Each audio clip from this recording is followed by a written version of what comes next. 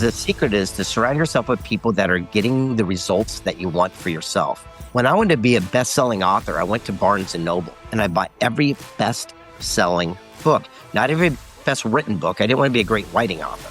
And I asked those people, said, what's the trick? What's the system? They taught me, I duplicated, and here we are today. Yeah. We can have anything we want by surrounding ourselves with the folks who have already gone before us and ask them the journey so it can cut our learning curve in half. Guys, help me welcome the one and only, man. Dude, what's going on, dude? Living the dream, I gotta tell you. Right now, I feel so good. Even I want to be me. It's so cool when things are in flow. You know what I mean? Yeah, man, I dig it. Well, look, man, you've done a tremendous amount of things, in your career.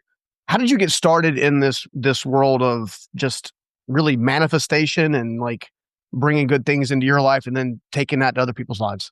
Yeah, I don't work on the woo-woo part of that, the whole manifestation, as much as I get off my ass and I take action and I move forward. I do stuff. So, that's through our time we're going to have it together, you're going to find that I still believe in the principles, but I believe in taking the action because it's the action and the law of attraction that makes dreams a reality. Think and feel it, get off your ass, take action, align with amazing people and do it. And then amazing things start coming your way. So that's it. So for example, for people that are new to me, I've been published in 140 books, 45 languages, got a star on the Walk of Fame for writing books, yet I'm dyslexic, can't spell, can't read, can't write. I'm right there with you.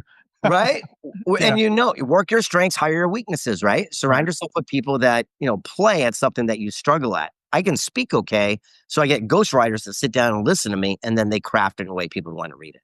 No, I love it. I was telling somebody recently that was they were talking about is the law of attraction real? Is manifestation real? Is hard work? Like, what is the secret? I said, well, to me, manifestation / attraction is nothing more than focus.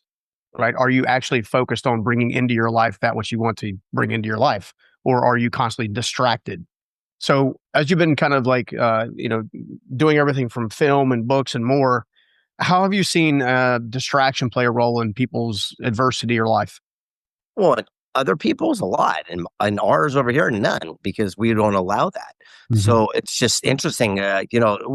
You talk about the scientific version of these things you're saying. We know that scientifically, RAS, reticular activator system, right? Yep. You look for it and magically there it is. Rumi had a quote, the great philosopher, whatever you seek is also seeking you. Yeah. It's so you vibrate at the same level. So I can use the woo-woo word of vibrate, but it's true. If I look for happy, positive people, I surround myself with happy, positive people. If you go to the grocery store and you're in a bad mood, everyone will also be in a bad mood. Everything outside of us is usually a reflection. It's a mirror of how we're feeling inside. So have you ever noticed and said, God, everyone's in such a great mood? Usually that's because things are going well in your own life. So I notice how I'm feeling towards that world as a reflection of what's going on within. I dig it. Well, one of the stories I've heard you say in a couple of TEDx talks and some other things that you've done is kind of recapping a little bit of Evander Holyfield and the importance of standards. I was thinking back, it's like, okay, where I'm at in my life, I do have higher standards in some cases. So talk to us a little bit about the standards and how to raise them up to an expectation level that obviously can take you to another level. Well, let's go back to the mirror thing. I call it the mirror mentor. I'm going to phrase it right now. So the whole thing is like, I don't know what you need we don't know what other people's lives are going on, but we only know what's going on with, again, our own little psyche. So sometimes we got to stand in front of that mirror and say, is this who you expect you to be? And if the answer is no, then only you know the answers, what you're capable, what your desires are to go make it come to life, because the outside world only sees what we show them, right? Yeah, you can show them the fancy Instagram thing, but be miserable, or you can be miserable and actually have a pretty decent life. It's all perception. So I was raising standards. Evander Holyfield, the boxing legend, won more heavyweight championships than anyone. Yeah. I said, how did you win so many? And he said, I just raised that standard level. He said, in sports, I showed up early, left late, invented exercises at a higher standard, and I won more championships. I said, didn't it hurt being in a fight? He says, yeah, but when you're in a fight, you don't focus on the pain. You don't focus on the blows. As soon as you do, you end up on your back knocked out. But that's what people do outside the ring in the real world. They focus on gas prices, war, economy, COVID, and then they wonder why they never become a champion. And he pulled me in tight, and the Adonis of a man missing half an ear, Mike Tyson. He says, the funny thing is when you do win the championship, he says, this is a defining moment. He says, everyone comes to their feet and they Mhm. chant your name. They raise your hand in victory, and the guy puts a big shiny belt around your waist. He says, at that moment and at that second, you don't feel even one of the punches you took along the journey. But Yeah. the guy losing locker room feels every bruise, every excuse for the rest of their life, wishing they had a higher standard. Yeah. Yeah. No, I think it's so good. I also find, Greg, that one of the things that I've discovered is it seems like those that are achieving certain levels of prosperity, prosperity is kind of a strong, a weird word, but purpose, meaning, significance, like they're actively enjoying their life, right? They go through a more of a joyful contentment state on a consistent basis. One of the things that I've noticed is most of them have a sincere sense of authenticity. Like they know who they are, they know what they're about, they have an idea about what they're supposed to be doing. However, when I contrast that with other people that seem to be in that low state where they're, woe is me, life's not working, business isn't working, nothing's working, head in the sand, all that. It seems to me that many of them are living somebody else's life. Like they're not really clear on kind of how they were created to be. They spend a whole lot more time just trying to be something else for someone else. Do you find that as well? Yeah, I think, it keeps coming down to again, you and I are projecting right now what Yeah. people or what people think in a general statement. And I get that. I just find at the end of the day, we are exactly where we choose to be. Hmm. There's an old saying says, I can tell everything I need to know about you by the company you keep. I think Yeah. the new way of saying that is I can tell everything I need to know about you from where you're at right now. Yeah. If you're sitting there telling me I want a Lamborghini but don't have a Lamborghini, it just means you weren't willing to do what it was necessary to get the Lamborghini. Yeah. If you say you want a loving relationship and 4 kids and don't have it, that's because we might have some internal issues and some intimacy things that we need to work on. Yeah. So at the end of the day, you can learn everything you need to know about somebody by exactly where they're Yeah. at.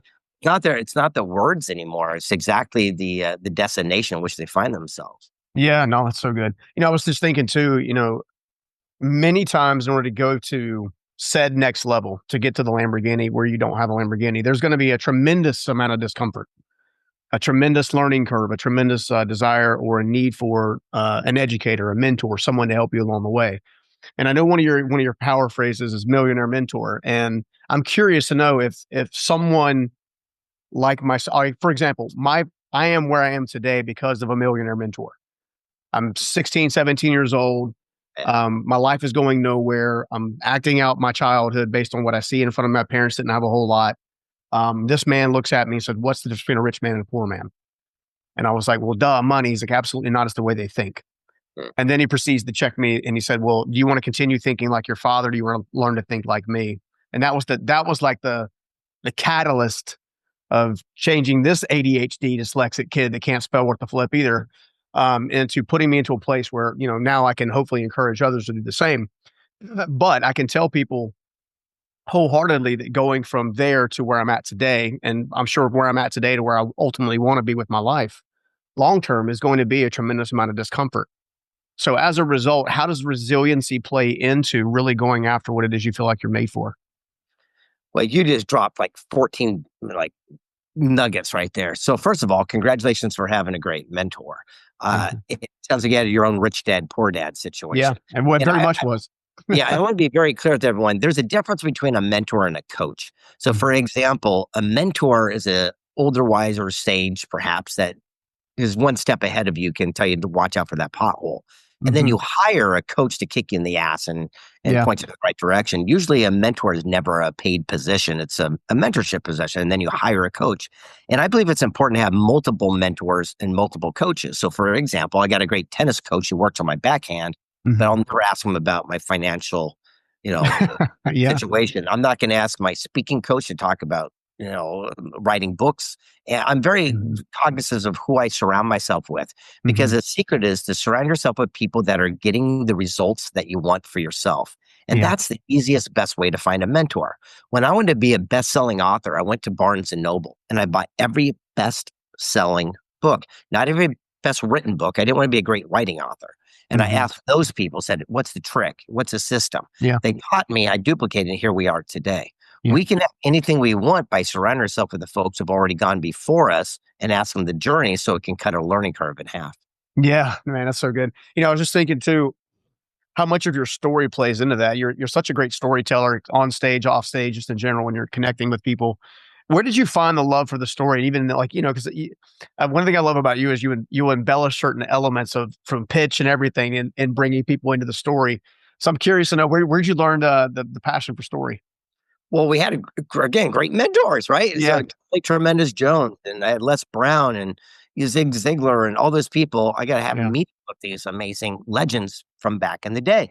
On the same note, the answer to your question is I'm going to give everyone the answer to this. And this is interesting. I don't think I've ever shared this really publicly, maybe once or twice in my life. It's called songs. You see, okay, I'm dyslexic. I can't spell. I'm the worst guy. So if it comes down to a 30-minute or a 90-minute speech, there is a 0% chance, zero, I can remember that. And hmm, one of my mentors said, don't, just practice a song. And I go, what do you mean? It's 2 minutes long. It's a beginning, a middle, a hook, a melody, and an end. hmm, So I just told the Evander Holyfield song. And yeah, what happens is that I mastered one song at a time. So if hmm, I go do a speech and they say I got an hour and they go, hey, we're running behind, you only got 12 minutes, no problem. I'll do my 3 greatest hit songs, yeah, right? And that way, no matter what happens, people put a camera in my face and a microphone, I know at least I got one song in the chamber that I look like I'm prepared more than I actually am. yeah. Dude, that's so good. And it's building off of that. What makes up Greg's story? How did like what's Greg's transformation like? Well, I'm right. Again, I'm the least qualified guy to do what I do. I'm just a regular cat in the mean streets of San Diego, West Coast, right? Born and raised on the beach. I don't have a rags to riches story. We lived in a beautiful place and had fancy Mhm. cars. I don't have one of those. It's like my son, the same thing. He's 10 years old. And he doesn't know anything except for an incredible life. And the moral is that we didn't go through a lot of the challenges and trials and tribulations that our Mhm. forefathers had to fight for. So I have a great appreciation for where I'm at right now. I Yeah. happen to be a sober guy. That's one of my Yeah. big things. I'm 34 years sober. Just don't. Awesome. Congratulations. Thanks. No, Yeah. I guess it just is, Hey, it's right? work. It works. And so, but that's a lifestyle. So I believe the answer to your question is lifestyle. And I Mhm. believe in living a life of attraction rather than promotion. If you ever Mm. notice, I'm never taking pictures of the fancy cars and the things and the stuff because that's I just the way I live. I don't need to show people that. Yeah. It's usually the people standing in front of a Lamborghini that they don't, even They have. It's don't like, actually own. exactly. Yeah. I just hang out with Mr. Lamborghini. Yeah. Actually, Mr. Lamborghini. Yeah, I'd rather have a I'd rather have him take my picture with Lamborghini than a fake picture of a Lamborghini. So I believe in collecting human beings in a positive way. Surround yourself with people that you have respect for, not Yeah. people you have influence over. I want to say that Mm. again. Ruben Gonzalez taught me this. Surround yourself with people you have respect for, not people you have influence over. Your life Mm. will never be the same. Man. Now you're talking about me dropping nuggets a minute ago. I think you're just sprinkling all over the place. So I think we're in good shape. Good like kind. Um, as you've managed to build your career, you obviously went from speaking to books to now into the motion picture business or in the film business. Um, what led you there? What attracts you to it now? And what are you hoping for it to kind of achieve? Yeah, there's a quote that says, state it and create it. And Mhm. so I used to put on all my monikers that I was a author, speaker, filmmaker, yet never made films. And so what happened is that I spoke it into existence by making these little documentary things. After The Secret, I did a follow-up thing called Pass It On. And we ended up having the largest movie premiere in the history of Las Vegas, where Robin Leach from the Lifestyles of Rich and Famous did all the interviews on the red Yeah, carpet. Celebrities showed up, but I never did a real movie. And then finally, the founder of Make-A-Wish Foundation, who yeah. grants wishes to terminally ill kids, was at my Mhm. event called Secret Knock. And I asked him, I said, "What was your wish?" And he looked at me like I had 2 heads. And I goes, "What do you mean?" I go, "Well, you're the founder of Make-A-Wish. What was your wish?" And he Mhm. said, "No one asked me." I said, "Well, I want to be the guy who grants the wish of the founder of Make-A-Wish. What do you want? Wow. And I'll give it to you." He Yeah. says, "I just want my story to be told so my grandkids will know I did something." So he Mhm. signed over his life rights. I knew nothing about movies. And it took me 6 years. And finally, when it came out in 2019, we were on the short list, the ballot for the Oscars, and we are still Wow. trending worldwide right now on all the streaming devices. Yeah, I did a year and a half on Netflix. Now we're everywhere. And it's so Yeah. cool because the whole moral that his message was you don't have to be a millionaire or a billionaire to leave a legacy or to have a ripple lasting effect. You can give a pair of socks to a homeless person or stop a bully from fighting. Everyone can be a hero. Yeah. No, it's such a good reminder too. Yeah, I was just thinking that it's funny going back to my first mentor, Steve. When I'm on stage, we call him Old Man Myrie just because they get the two Steves confused. Um, but one of the things that I remember of him was he was never famous, like from a public figure perspective. He was incredibly successful. One of the things I remember most about him, it was nothing for him to take some money and put it under a basket of hush puppies at a barbecue restaurant in Carolinas and walk out the door and watch a single waitress come out and just, you know, get wrecked because now she can pay her light bill and put food in her child's mouth. And I watched him do that repeatedly over times in different circumstances, situations. And it dawned on me not that long ago where he may have never stood on stage, but he's actually been on every single stage that I've ever been on Mm. because we talk about him consistently on a regular basis. And that was, I think, the first time that I realized that a legacy can outlive you, even if it's not necessarily in lights. It's fantastic if it isn't lights for you, but the everyday human being can do a good thing and make a difference. And what's interesting about that, it's that ripple effect. Look, legacy, I know I used the word earlier, but I'm a big believer in Yeah. legacy for like the way that we think of it. I believe legacy is here and now of what we're doing now. It's our actions. Because if you don't believe me, just go to a cemetery anywhere in the world, and I will promise you, from 1980, think how close that is. From 1980 and before, there's no flowers on any graves. None. Yeah. Think about that for a second.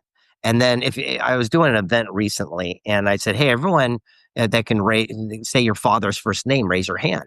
Everyone went up, and I go, "Do we believe that we're a chemical of the blood and the enzymes passed on from our family heritage? Like we're a composite?" Everyone said, "Yeah." I said, "Great. Well, raise your hand if you can say your grandfather's name."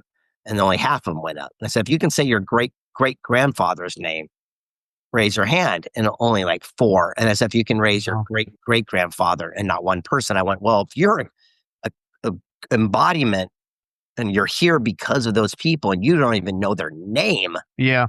then here's a newsflash. It'll be the same for you in 4 generations." Yeah. So it's for right now what we're doing.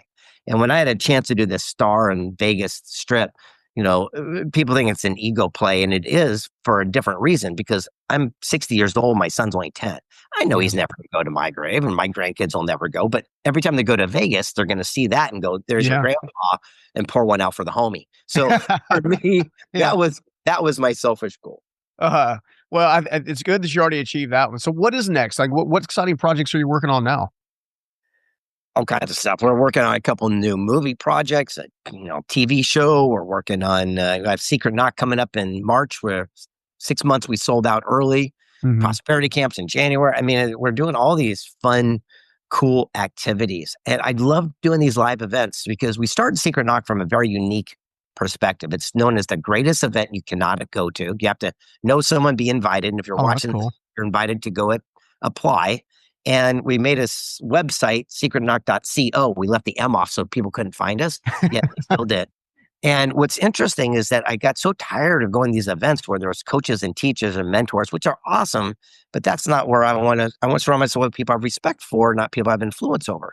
So I said, well, what if I did an event where I only bring in the actual person who did what everyone else is talking about? Yeah. So if you want to start a clothing line, here's the founder of UGG Boots. Go have tacos with him in the corner. If you want to start a board game, here's the guy who did Pictionary. If you want to start a nonprofit, here's the guy who did Make-A-Wish. And what happened was we started attracting all these amazing people. So we've done private Skypes with Edward Snowden while he's hiding in Russia. Oh, that's cool. We just brought in Carol Baskin from the Tiger King to say she's never even met Joe Exotic. President Vicente Fox, who told us how George Bush tried to trick him to go to war in Iraq. And it's interesting when you start hanging out with the people who've actually done what everyone else was just talking about, you get it right from the direct source, and it's usually completely different than the way that the media spun it. Yeah. So that's what our events are about. So that gives me the most excitement, and the people I got coming to this next one will be talked about for years. Oh, that's amazing. Who do you have coming to the next one? Can't tell you. So we don't. It's still a secret. Yeah. Well, it's weird. Again, here's our event. Costs $3,000 to go, and I will not tell you who it's going to be there. I will not tell you where it is. Nothing. Just the city, state, and date. That's it. So you can make, plane reservations, and that's it. And then what happens? I just drip to our people that are coming. Yeah. hopefully where the secret location is. And by doing that, like again, when President Fox came, no Secret Service. I got to keep everything clean and separate. It's pretty spectacular. No, that's amazing. That is a really cool concept. How long you been doing the secret knock? 17 years. Oh, wow. Mhm. Yes, there's lots of memories. That is good. That ends up being a huge chunk of your overall legacy then.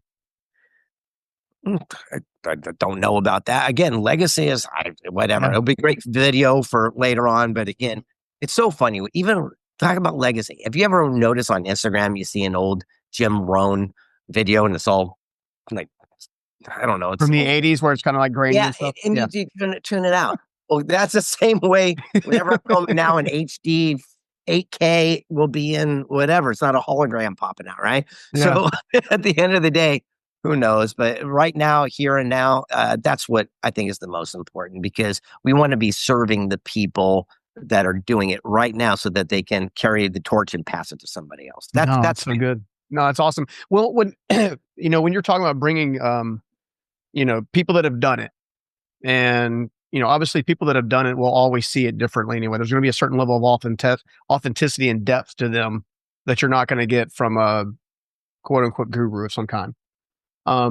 As you're kind of walking through that and you're maybe selecting these folks, how do you know what your drip audience actually needs? Like I'm just curious how you develop the needs versus the solution scenario. Yeah, it's a great question. No one's ever asked me that, and I don't believe don't have the audience in mind on this one. I go on what I find to be unique and weird and interesting because Mhm. I'm curious, and I figure if I'm this curious, then other people naturally be, and usually it is. So, for example, when they're talking about the CERN collider, and they're going to have these little things, so I brought in the guy who discovered the God particle, and go, here's what really happens, right? I go, that's weird, and I go, hey, holograms. We were having beers over there, and Exactly. So I'll tell you one guy got coming in this time. His name's David. He's the guy who created the Pronto hologram machine. Okay. So if you Okay, ever see cool. all over, so he's coming in and he's going to be zooming in some amazing celebrities and stuff like that. And what's cool is that again, I just go, that's interesting, that's new, that's different. People are watching the Tiger King. They want to hear the other side. They love to hear this stuff, and they sure enough do.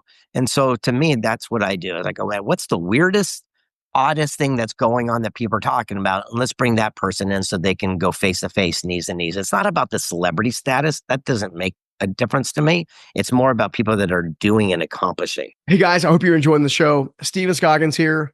I've got something that I think is actually going to blow your mind. Imagine taking your life and your business to the whole another level. I'm talking about an 8-figure level and beyond. You see, you've been working your butt off to build your business to where it is now. But what if you could work smarter, free up more time, make more money and impact along the way? How much would that be worth to you? You see, I can prove that basic steps, basic mindset shifts, and subtle changes can make the biggest difference. I want to introduce you to the 8-figure mindset makeover. It's absolutely free and it's here for you. It's a powerful summary of my top strategies that help propel me from the streets, if you will, to upwards of 9 figures and quote unquote success as we like to chase it. This is more than just tips though. It's a complete mindset overhaul with simple hacks that you can apply today to begin working on your unprecedented heights in your own business. I would like the honor to share these types of things with you that turn my dreams into reality so you can experience the same type of joy and freedom that I now get to live out in my own day. In other words, it's time for you to build your own unstoppable enterprise. And if you're really ready to take it to the next level and elevate your life and your business, this is an absolute game changer for you. So if you want to take advantage of this free resource, simply go to the show notes and click the link, or you can go to stevenscoggins.com/8-figure. That's stevenscoggins.com/8-figure. Until then, much love. God bless. Let's get back to the show. Take care. Obviously, you've authored a lot of books. I'm curious, do you have a favorite one? Yeah, again, for people watching this, an author is a person whose name's on a book, and then there's a writer who wrote it. There are two different folks here. So I've authored, many books. Been part of a bunch of different ones. My favorite would probably be 3 Feet from Gold, only because it's probably sold 1 million copies and it's been 45 languages around the world. And I've had the greatest feedback from there. And it's all about, not giving up before the miracle happens. First, there's a dream, then there's a challenge, and then comes victory. Unfortunately, the majority of the world stops when the going gets tough. Sure. But it's the people that persevere and go that extra 30 feet. They're the ones that we tell the stories about. They're usually not the biggest and the brightest and the most flamboyant, like you said. They're the people that persevered one step more. If you go back and go, boy, is Jeff, Bezos the most flamboyant guy? No. Is Zuckerberg, is Bill Gates? Actually, they're not. It's the people that just kept going. And they're the ones that actually leave the biggest, what you'd call legacy in markets going forward. No, it's good. It's I'm curious, using that same methodology of perseverance or resilience until you hit your goal. Is there a technique? Is there a way to know how close you are to, chipping away and getting to that next vein of gold? Or is there a way? Or is it just you just keep going till it works? You adapt and adjust. So this is what most people get them. And I'm sure you've heard me tell this story before, but I remember the guy who invented this thing. It's called a cell phone. I remember Marty Cooper told me this thing. He goes, let me tell you a story about a spider monkey. A spider monkey is the most quick, nimble creature. You can't harpoon it, spear it, catch it. It's too wiry. One hunter figured it out. Took a heavy log, drilled a tiny hole, dropped the peanut, left at the base of the jungle. The monkey would smell the nut. Come down from the treetop, reach his hand and grab a hold of the nut, and his fist becomes so big he can't pull it back out, become anchored to the log. All he's got to do is let go, but he holds on thinking that nut's nutrition. It's saving him. Yeah. The hunter comes by an hour later, captures this elusive spider monkey. But the moral and the question is, are we holding on to our own nut in life right now?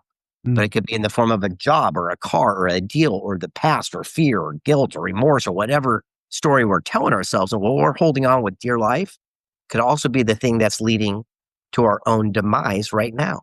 Yeah. Sometimes we have to have the courage and the fortitude to simply let go, adapt, and adjust so we can live to fight another day. Shuit Cathy, founder of Chick-fil-A, had the greatest aha. He said, look for and capitalize on unexpected opportunity. He says, if I'm on my sofa and I want to get to the end of the street, that's my goal. I have to get off my backside, take action, and move that way. He goes, planners overthink. He goes, they're going to plan every step. If a sprinkler comes on, it goes against their plan, they run back home.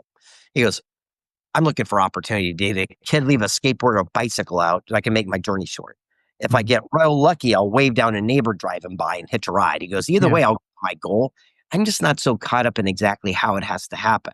So to answer your question is I'm constantly looking for unexpected opportunity and I capitalize on that to get me to the finish line. Huh. I can see how focusing on the unexpected opportunity would prevent you from focusing on basically the adversity of itself. Because if you expect adversity, then you can expect opportunity to be on the other side or surrounding adversity. Have you ever been skiing? No. Okay. So if people go skiing, they're on top of the hill and they want to get down to the clubhouse. See, I already know that there's moguls, there's going to be black ice, there's going to be snowboarders, trees. So when I hit that thing and fall down, I just know that was part of the journey. I just got that out of the way. So now I go until that happens and that happens. Most people see an obstacle and they call ski patrol and they go down and they never have that success. Yeah. So for myself, we just know that that's part of the journey and we don't get caught up on it. We just have our eyes open and don't let that obstacle ruin us. Again, I'm going to tell you a little story about Truett that I don't think I've told maybe 2 or 3 times in my life. I was in his office in, I think it's Atlanta, Georgia's big thing. And this guy's a billionaire. To explain his office would be unjust, but it's insane. And he had this one poster tacked into the wall. It's like a Hello Kitty poster, and it was a mountain hang in there. It's like going, what? It was so weird to have so much opulence and then this poster. And I go, I gotta know, man. I go, what? Why? And he goes, well, that's how I live my life as an entrepreneur. And I go, what do you mean? He says, well, most people see that mountain and they get excited and they want to get to the top. So they run to get a head start. It's not from a lack of effort or desire. He goes, but they're climbing. But when they have a slip, they fall down to their demise. He goes, not me. He goes, I'm that mountain climber. I go, what's the difference? He goes, well, we understand the power of a simple tool called the carabiner. What we do is we climb up 20 feet and we tie ourselves off. and then we go 20 feet and tie ourselves off. He says, eventually when we have our slip, because we're human, we only fall down 20 feet, not all the way to the bottom. He goes, entrepreneurs that are successful understand the power of tying themselves off so they don't have a, critical end to their demise when they have a challenge in life come up. No, that's so good. I was just thinking too, in all the businesses that I built, the first one I built while sleeping in a car up to, a pretty good sized company. And one of the things that I realized, I was telling my team this is probably this time last year. I said, I just realized we have a growth year. And then we have what I call an infrastructure year, where all the growth now requires another level of infrastructure. And then we have a growth year, another level of infrastructure, a growth year, another level of infrastructure. And lo and behold, you look back, 20, 25 years later, and you've built a sizable business with, amazing team members all over the place and revenues and all kinds of stuff. And I'm wondering how many people actually get lost in trying to get to the top of the mountain as quickly as possible, rather than actually bolting themselves in like you're talking about. How's that played out in your career? That's just brilliant. I hope people watching this just listen to what he just said. It was freaking brilliant. Yeah, it's interesting. Right now, I'm going. This year has been a total infrastructure year for us, and the last year before that had a little growth that came out of COVID.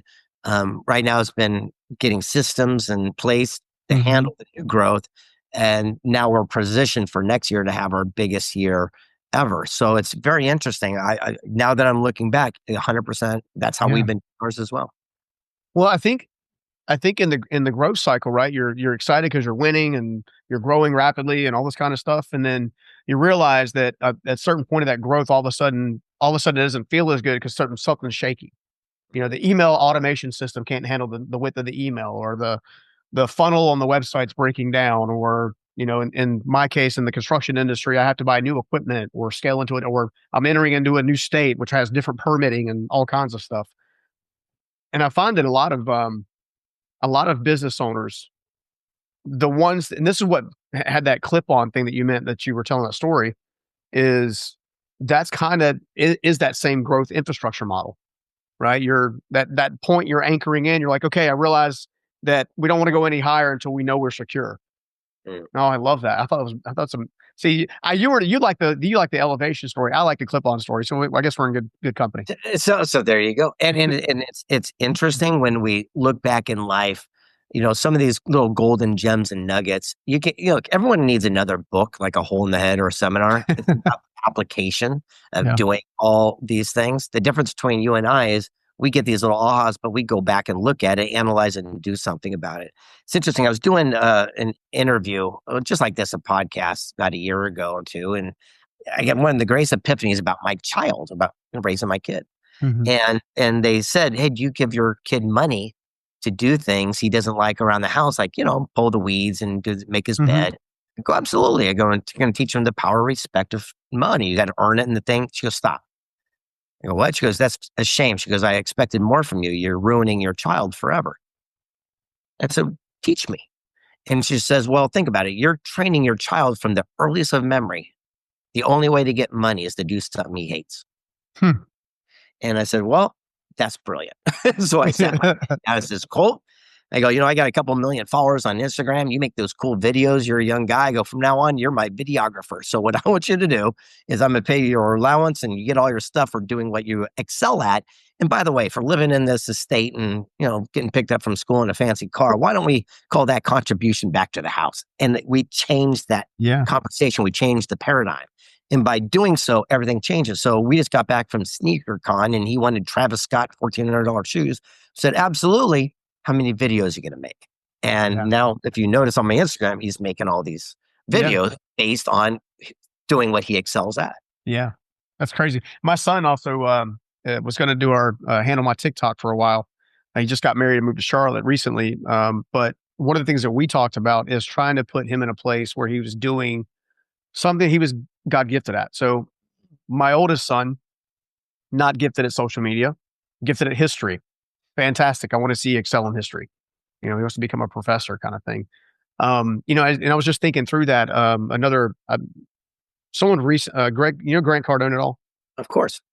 So I was talking to Grant not long ago, and he was telling a story about he actually physically put his girls on an actual like employment agreement. And it kind of follows that same kind of model where you get to do what you love, but you also get to pay to do what you love. And you also have a reciprocity component to it. I think that's amazing. Yeah, 100%. In fact, yeah, Grant and I, a few years ago, were very blessed. We got to fly around the nation and speak to all the military bases for transitioning soldiers that are getting out, going, to real life. And we're teaching them entrepreneurship. And Grant and I had a opportunity to go to the Pentagon, and we spoke to all the generals and TAPs and things of this nature to help, craft some new ideas how we can help these people that are, been so trained and amazing individuals, yet have been told what to do their entire careers, and given them another blueprint that they don't just have to fill out a job application. They can take that talent and skill and apply it and actually impact the world. Yeah, that's good stuff. Well, again, I find that, most folks aren't really searching for what their shtick is, what their thing is. Mhm. Like, I feel very blessed that people can discover it. What is a couple, 3 steps to maybe, if you don't know what your shtick is, but you want to live in that zone, what are a couple, 3 things that you can do to discover it? Well, I'll do one, and I go back and say, forget about this shtick. So I know this will be a little contradictory, but this is from one of my last books. It's called Wealth Made Easy. I went around the planet and I interviewed people worth $100 million to $1 billion for 3 years. And I sat down with all these billionaire guys to find out what they did. And the final aha outcome was so dramatically different than I expected. The last chapter. So I'll save everyone the reading. I'll get to the last chapter. Sat down with this multi-billionaire. I mean, this guy is very wealthy. I said, "Why are you so wealthy and I'm not?" I go, "I'm just as talented. I'm just as connected. I've got all the great resources ahead of me." And I go, "I just don't get it." And he says, "Oh, that's easy, Greg." He goes, "You believe all the BS lies that you're spreading to the world, because you're the person who keeps us rich." He goes, "Would you do us a favor and continue that path?" Hmm. And I said, "Okay, teach me." Yeah. He says, "You're the greatest purveyor of the greatest lie that's ever been told." And I said, "What's that?" He says, "Define your passion and the money will follow." He goes, "Keep telling people that." I go, "What are you talking about?" And he pulled out a meme I had on my Instagram and said, "Follow your passion and not a paycheck." He goes, "That's why you're broke, you dumbass." And I went, "Oh."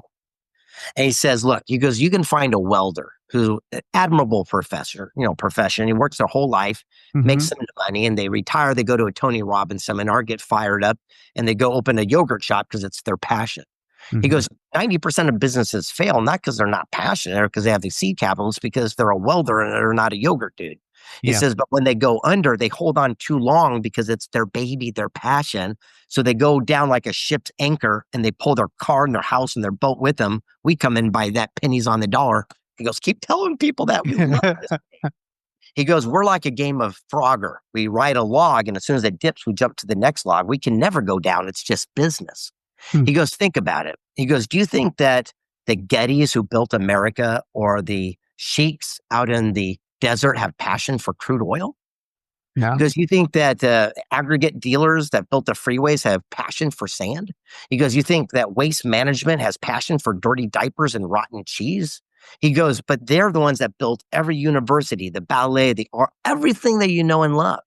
He goes, "The secret is to create so much wealth and abundance by seizing and capitalizing on opportunity that you use that wealth and abundance to finance your passion." He goes, "You guys just do it and teach it in reverse." He goes, "But I own the Coliseum and the football team that people following their passion are giving their brain matter down on the field." He goes, "Until you can understand that juxtaposition, you might get rich, but you'll never be wealthy." Oh my gosh, Greg, dude, it's flat out enjoyed having you, brother. Tell us where everybody can find out more about you and kind of maybe even learn about the secret knock. Yeah, just go to my Instagram, Greg S. Reid. I'm the only person who plays with it. You just send me a text. My only request is I don't talk about the weather or what the kids ate for dinner. But if you go, "Hey, I'm looking for a business connection, I'm looking for a book to read," or whatever, reach out to me. I promise you I'll get back to you right direct. And then door number 2, Secret Knock. It's secretknock.co. I'm telling you right now, Secret Knock is one of the coolest events you could ever possibly attend, because you're going to go face to face with people who are doing what everyone else is just talking about. And people say, "Well, that's easy for you." Well, now I'm making it easy for you. So I'm so tired of that story. "Well, it's easier for you because you did this." So I take away that excuse And I put these people right at your footsteps so that you can learn from them as well. And thanks for having me on. I appreciate you greatly. And whatever you do, you keep smiling. Likewise. Take care. See you.